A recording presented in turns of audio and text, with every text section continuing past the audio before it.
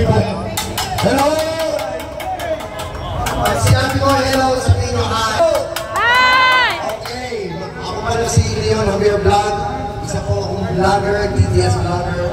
Ang inaano ko lang dito sa Marcos Administration, pagkatapos ng 3 taon, dumating ang zona mo, kayo mo nagsasabihin, may corrupt ang blood control.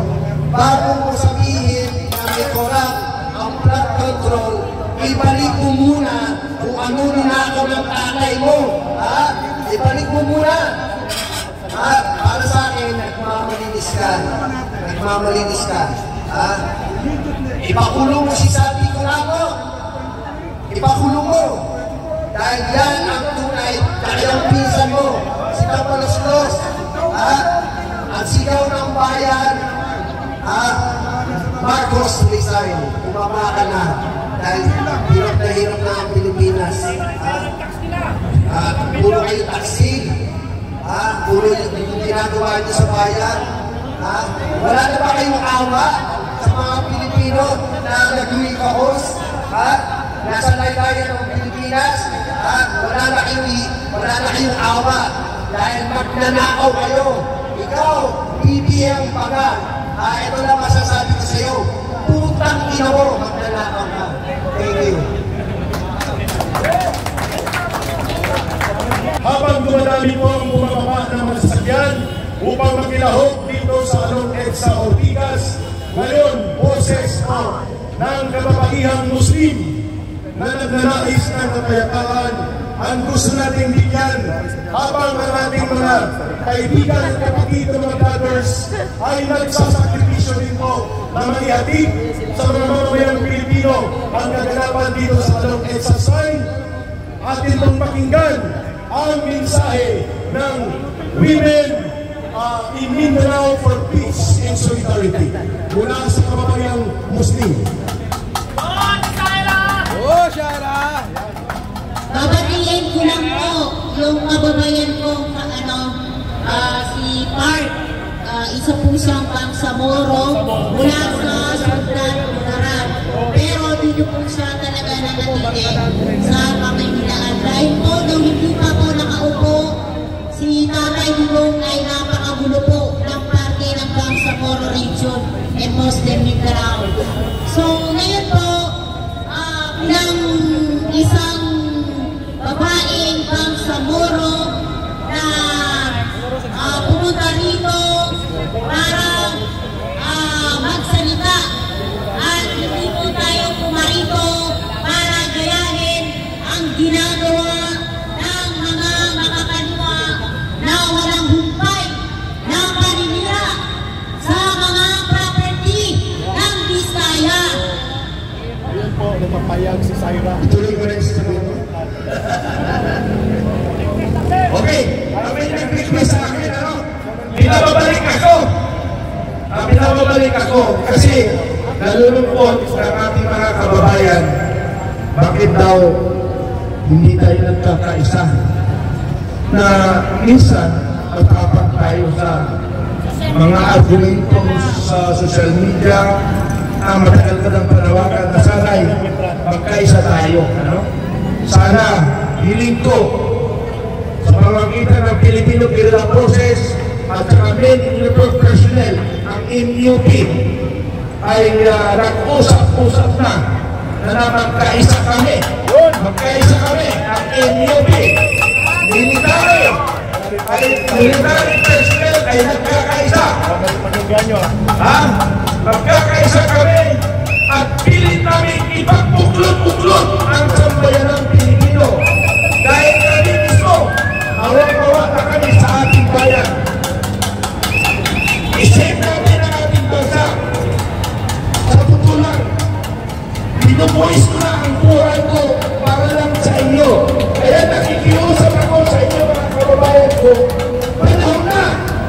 Kayo ay magkaisa. Kung sinasabi ninyo na kailangan na namin ng leader, ako na ang isang magbili sa inyo kagustuhan ng sambayang Pilipino!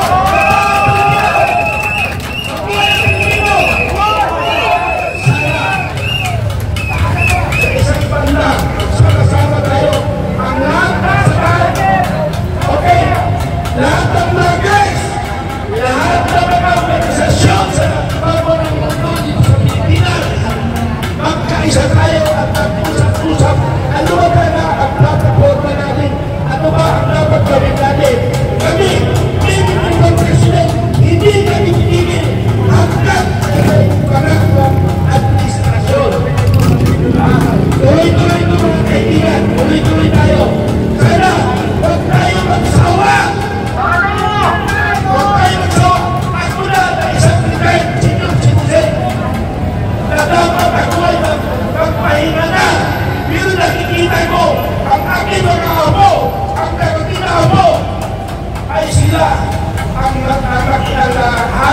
kahirapan. Kaya kayong mga Pilipino, kailan kayo sa inyong buhay, sa inyong kapaligiran. Baka pagdating ng panahon, ang sasabihin nyo, anong gagawin natin? Ha? Hintayin ko kayo. Sir, anong gagawin natin? Ha? Baka magtanong kayo, anong gagawin natin? Kung panahon na nawagan kami, wala kayo. Pero mga kaibigan, kailangan natin magkaisa. Mag-usap-usap ang lahat ng leader. Kami, leader ng president. Ako, si Kenneth Sinunoy Kitran, 40 years, nagservisyo sa bayan. Magmula 14 anyos, ibinuwis ko ng buhay ko. I know 65 years old, narito pa ako, nagrinig ko sa bayan. Bakit kailangan pa natin? Ilan ka lang, mga kailangan. Ay, magkakaroon na natin. Panahon na kayo. Kung may natin sa akin, sir, iparating ko nga sa lahat ng sambayan ng Pilipino yung aming part-time dito sa aklat. Ilang bilyon ng budget, pero sarki pa lang ang nagawa. Sa aklat nila, Congressman, sila doon na may problema sa aklat. Yung Trump, ang kumakito, may problema rin sa aklat.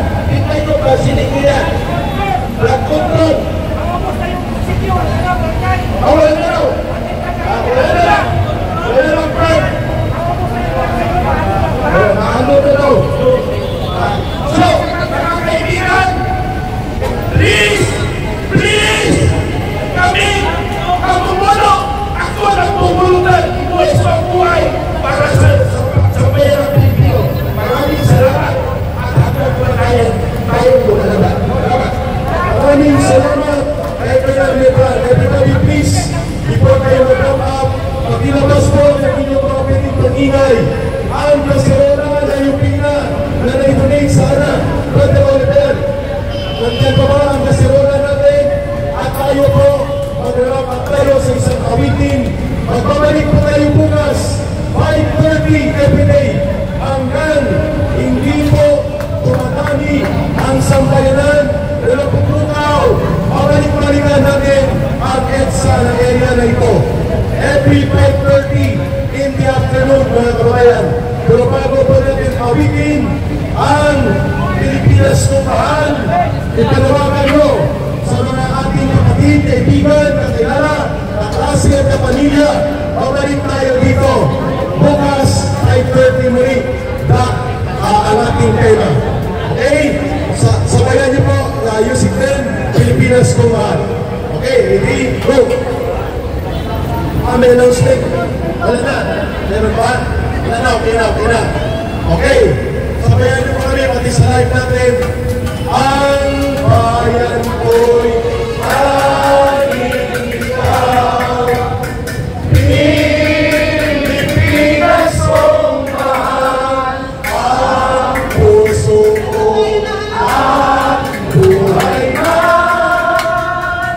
Sa iyo'y ibigyan kung ulit ko'y gagampanan.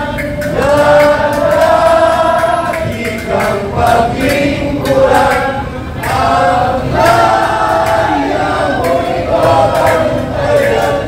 Pilipinas kong hirap.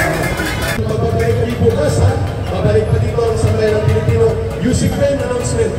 Marcos,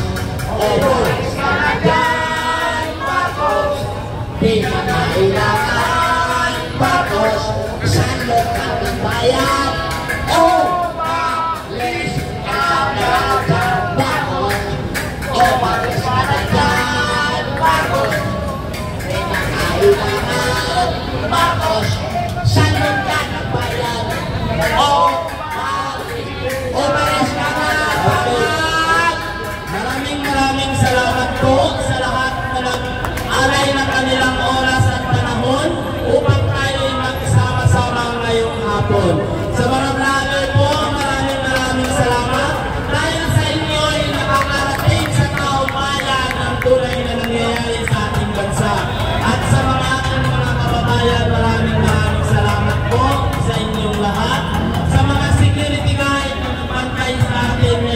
hapon, maraming salamat po.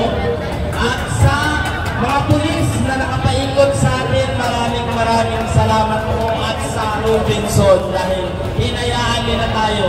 Bukas po ulit, maraming salamat at magandang gabi po sa ating lahat.